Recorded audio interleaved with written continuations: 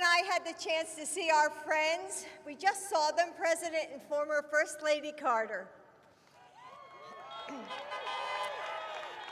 And they are such a powerful reminder that serving our country isn't limited to the office you hold. The Carters continue their work, making our country stronger every day, and we are grateful and honored for their friendship. And wow, I'm so glad to be with all of you. Thank you for being here. From Columbus to Albany, Macon to Atlanta, I've always felt so at home here. And I'm especially excited to be back in the state that sent Raphael Warnock and John Ossoff to the Senate.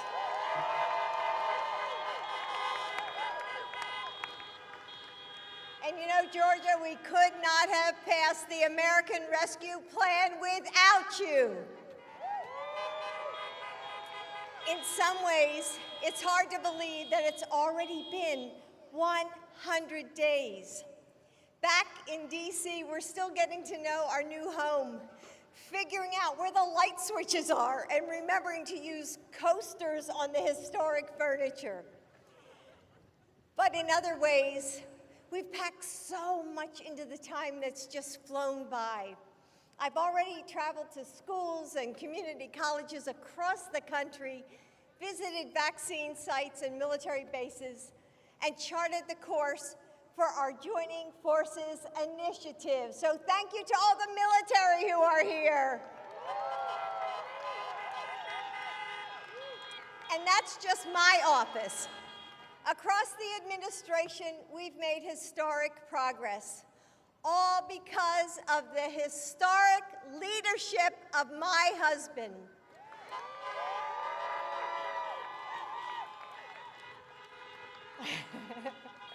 You hear them honking their horns for you, Joe. And what drew me to Joe all those years ago was his fortitude. Beneath his kindness, his charm, and good humor was a man of action who always kept his promises, did the necessary work, and showed up when it mattered. And that's why I have always believed that he would be the president that we need. In the first 100 days of this administration, America is seeing the true character of the person that I have known for so long, whose heart is big enough to comfort the families of more than 500,000 lost, whose vision is ambitious enough to make the investment of a generation, whose determination is strong enough to bring Americans from all walks of life together, whose commitment is steadfast enough to not only keep his promises, but surpass them.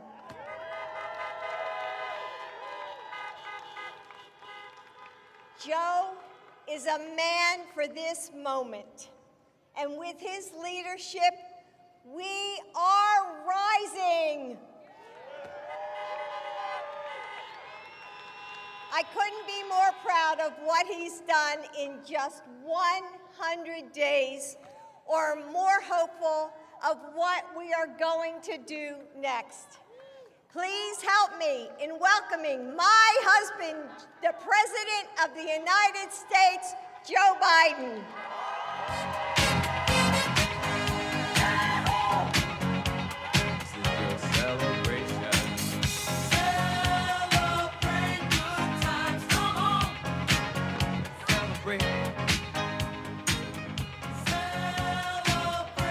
Hello, Georgia and the other county back there. I love you. A lot of folks out here tonight.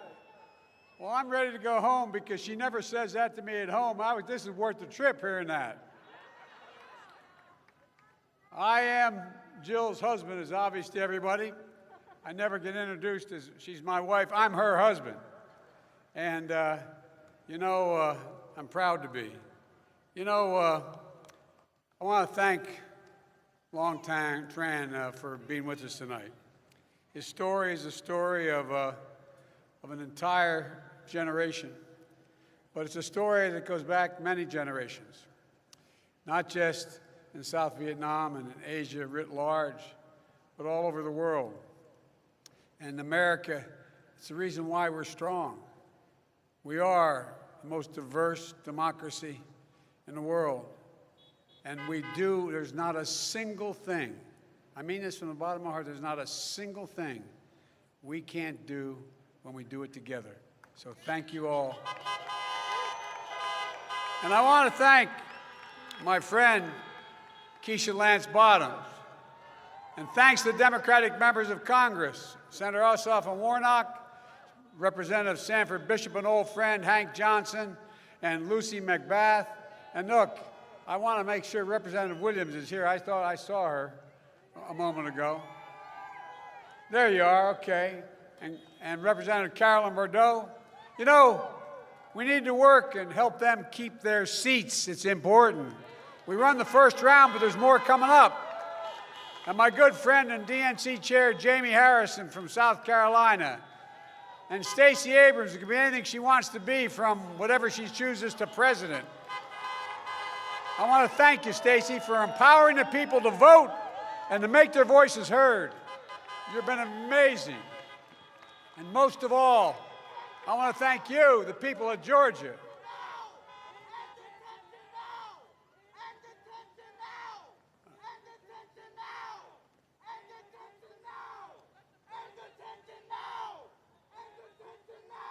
We'll give you a microphone.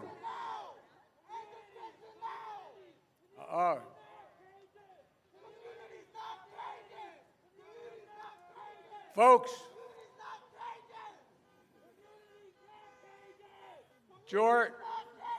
Georgia was 100 days ago today when I was inaugurated on the steps of the United States Capitol to be your president. And I was looking forward to coming back and seeing these guys.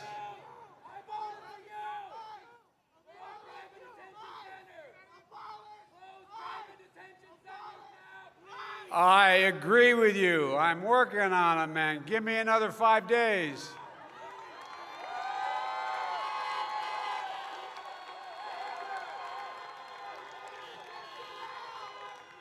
Folks, y'all know what they're talking about. There should be no private prisons, period. None, period. That's what they're talking about. Private detention centers. They should not exist. And we are working to close all of them. So, folks, look.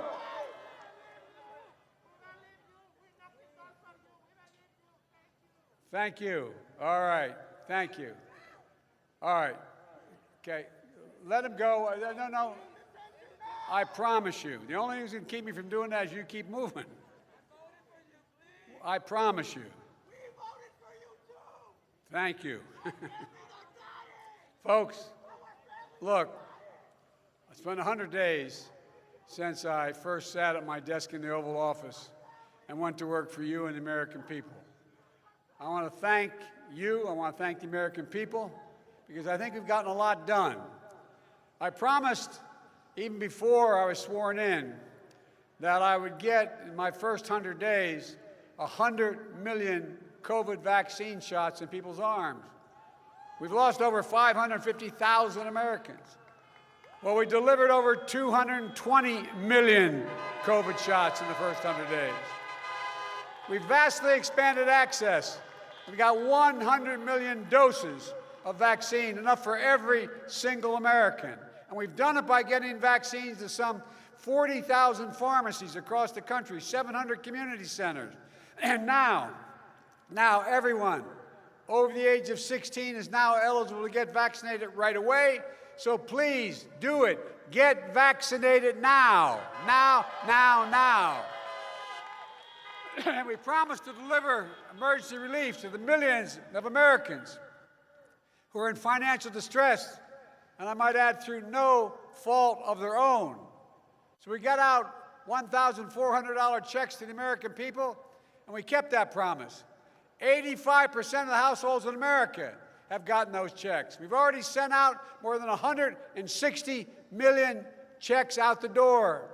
And I want to stop here and give thanks to both your senators, Senators Ossoff and Warnock, for making it happen, because those two votes, had we not come back and you elected them, those two votes made the difference. It passed by a single vote. And that means we owe special thanks to the people of Georgia. Because of you, the rest of the world, because of your two senators, the rest of America was able to get the help they got so far. The American Rescue Plan would not have passed. So much have we gotten done, like getting checks to people probably would not have happened. So if you ever wonder if elections make a difference, just remember what you did here in Georgia when you elected Ossoff and Warnock. You began to change the environment. And look, because of you, we passed one of the most consequential rescue bills in American history. So what did you do? What did you do with your vote here in Georgia? Well, you changed America. You began to change America. And you're helping us prove that democracy can still deliver for the people.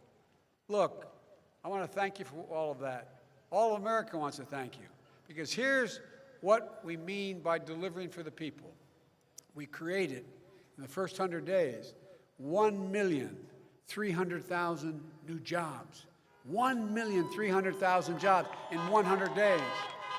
That's more new jobs in the first 100 days of any president in history.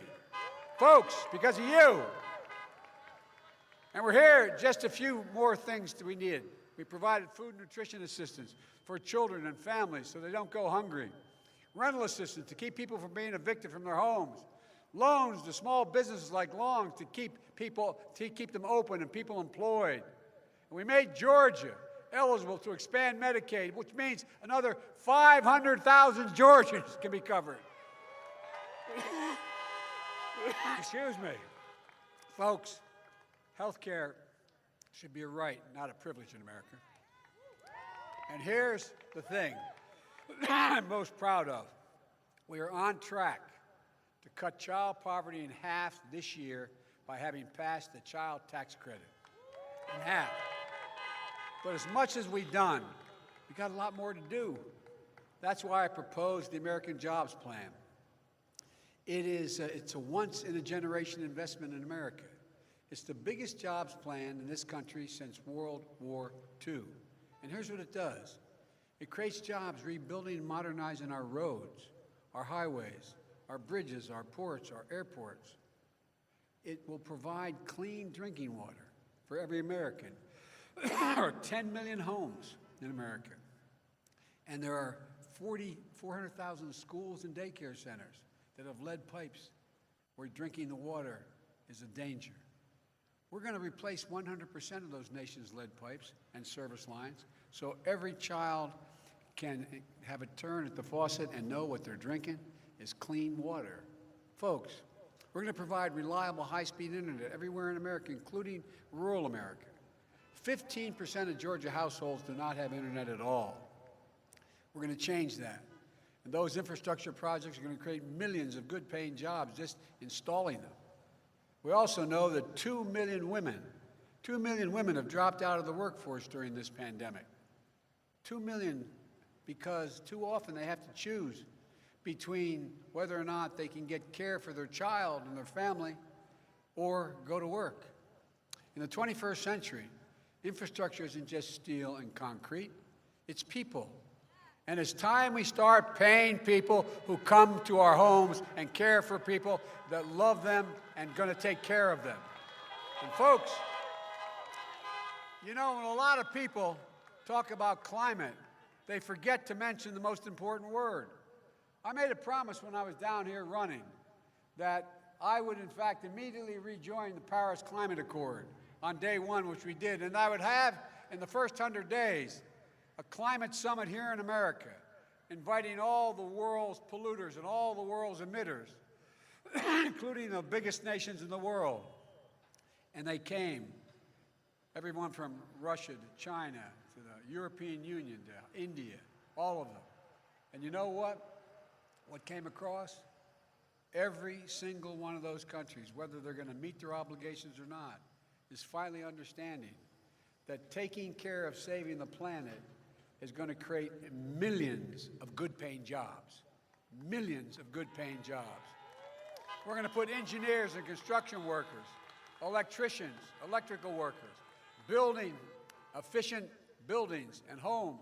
We're going to install 500,000 charging stations along the highways we're going to rebuild. And there's no reason why the blades for windmill turbines can't be built in Pittsburgh instead of Beijing. There's no reason. There's no reason that American workers can't lead the world in the production of electric vehicles and the batteries that propel them. We can do what we need to do in saving the planet and yet create millions of good-paying jobs. Folks, and with all the investments in the American Jobs Plan, here's what we're going to do. We're going to buy American. Let me explain what that means. You know, it's not a violation of any trade agreement. Every tax dollar that we, in fact, get for construction of anything is going to go to be used to buy American products, made in America, that create American jobs. That's the way it should be. Because look, folks, Wall Street didn't build this country. You did. The middle class did. And unions built the middle class. And here's one final thing I want to mention about the American Jobs Plan. We got $5 billion investment in that plan for community violence intervention. There's a lot of work we have to do. A lot of work we have to do. And I want you to know who's responsible for that. Mayor Keisha Lance Bottoms. But folks, we not only have to invest in America, we need to invest in our families. We need to invest in things our families care about and need the most. That's why the American Family Plan does 4 things, and we pay for it all. 1, without raising the deficit. It adds 4 years more guaranteed public education in America. If we were building on our education system from start today like we did in the last century, did anybody think we'd say 12 years of education is enough to compete and win the competition of the 21st century? I don't think so. So when we did that last century, it made America the best educated, best prepared nation in the world. But the rest of the world has caught up to us now. So my plan provides a universal preschool for every 3- and 4-year-old in America. Everyone. That's a game changer. It's a game changer. And it also provides 2 years of free community college. That's a game changer as well. Jill is a community college professor, still teaching. She constantly says, Joe, community colleges can change the lives of students. As she always say, look, any country that out-educates us is going to out-compete us. She'll be leading one of these efforts as well. Look, one more thing. We've got some great historical black universities and colleges in Georgia. And we're going to be investing in them and increasing Pell Grants. They don't have all the money that comes from the large universities. But their students are as competent to do anything in the future as anyone else. But here's the deal. We're going to provide up to $47 billion over 10 years to increase their capacity to do everything but deal with, cybersecurity, all those things where the jobs of the future are. Second thing we're going to do, provide quality, affordable child care. I was a single dad for 5 years. When my wife and daughter got killed right after I got elected to the United States Senate as a 29-year-old kid, what happened was I was lucky. I had a daughter. I had 2 boys survive. My daughter and wife were killed, but my 2 boys survived. And fortunately for me, I had an incredible family. My sister, my brother, and my mother and father, they basically moved in and helped me raise my kids. Because although I was a senator, I was listed as the poorest senator in history, but not history, but in the years I was there, I couldn't afford the cost of daycare. I couldn't afford the cost of child care, but I had them.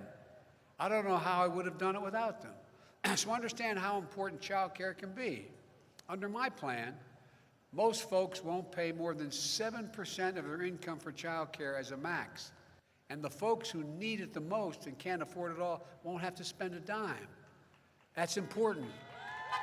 And the third thing is the American Family Plan will finally provide up to 12 weeks of paid family and medical leave. No one should have to choose between a job and a paycheck or taking care of themselves, a loved one, a parent, or a spouse or a child. And fourth, American Family Plan puts money directly into the pockets of millions of families. The American Rescue Plan, we passed a child credit. We're going to expand that child credit to families for another 5 years. Families with 2 kids, that will mean that as much as $7,200 will go into their pockets every year. Georgia, this is a tax cut for more than 2 million families in Georgia. We're cutting taxes for people by a tax credit. And we're going to lift more than 170,000 children out of poverty right here in America and cut child poverty this year in half. Folks, so how are we going to pay for all this? Well, with tax cuts for the middle class and working class families, how are we going to pay for that? Well, it's real simple. It's about time the very wealthy and corporations start paying their fair share. It's about time. As simple as that.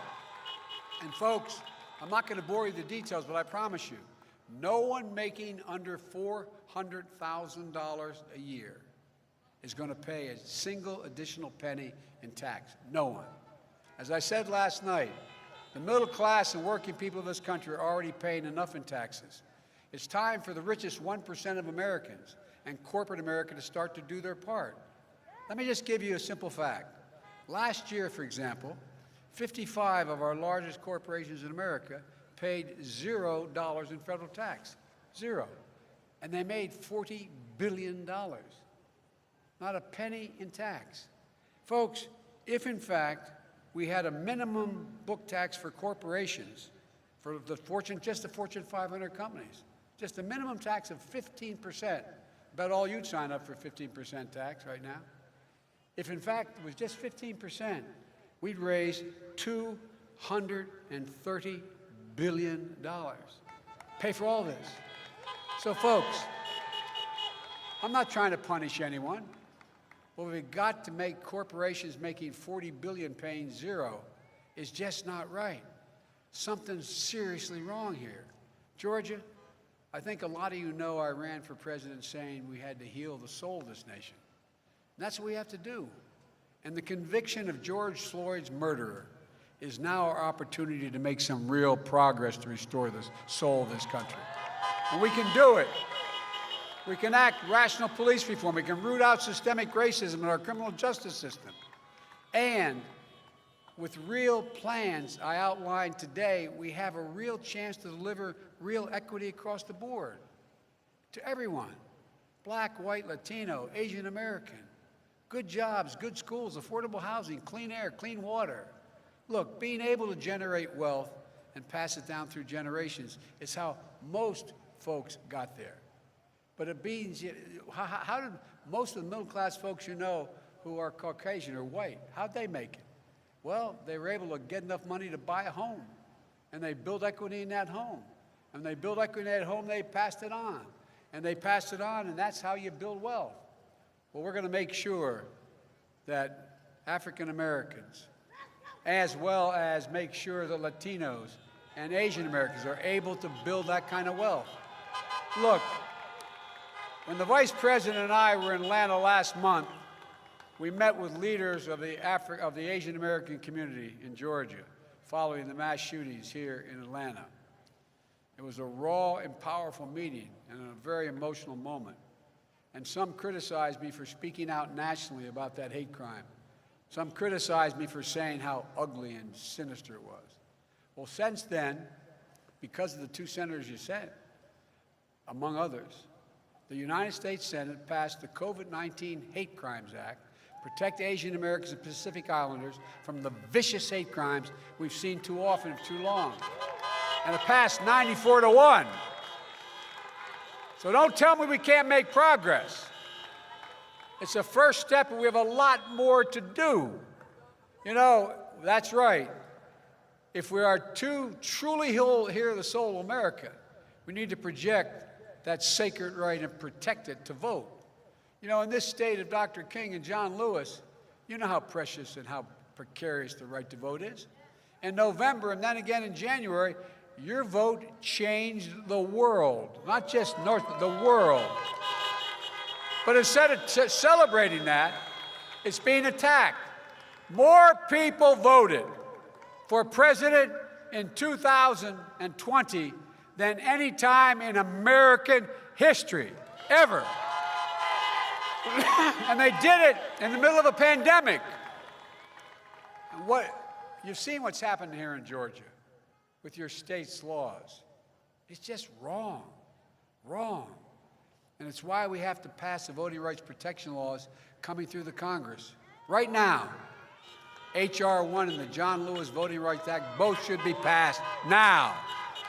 So folks, it's only been 100 days, but I have to tell you, I've never been more optimistic about the future in America. America's on the move again.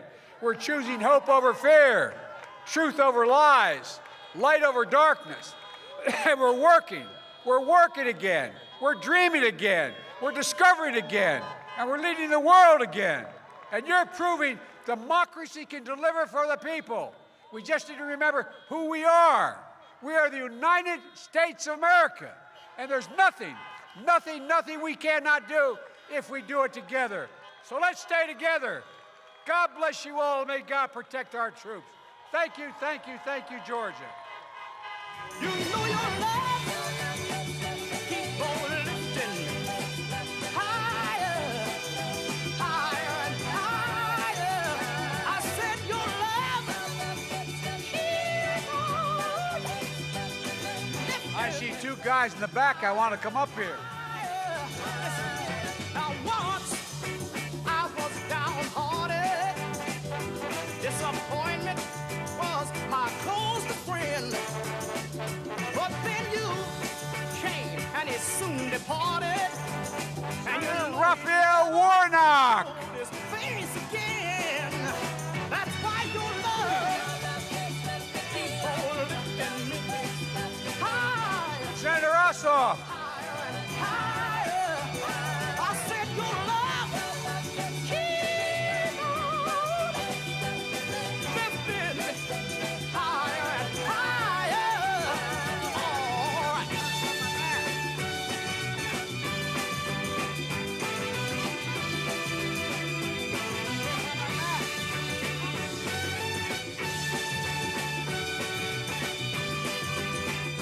Looking for my mask. I'm in trouble. I'm so glad I finally found you.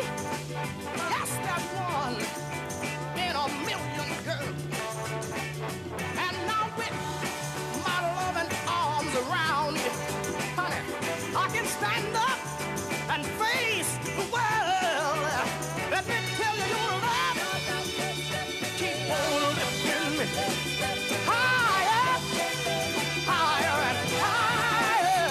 And I said your love keep on lifting me higher and higher. Oh, Georgia, we need you.